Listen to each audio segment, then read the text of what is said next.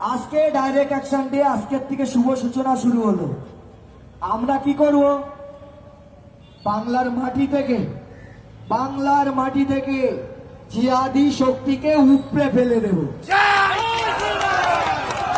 বাংলার মাটিতে শুধুমাত্র রাষ্ট্রবাদী মানুষরাই থাকতে পারবে, কোন জিহাদি শক্তি নয়।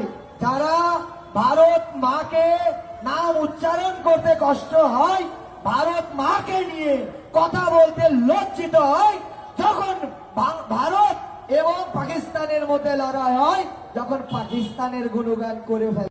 আজকে ডাইরেক্ট অ্যাকশন ডে, আজকের থেকে শুভ সূচনা শুরু হলো। আমরা কি করব? বাংলার মাটি থেকে জিহাদি শক্তিকে উপড়ে ফেলে দেব। বাংলার মাটিতে শুধুমাত্র রাষ্ট্রবাদী মানুষরাই থাকতে পারবে, কোন জিহাদি শক্তি নয়।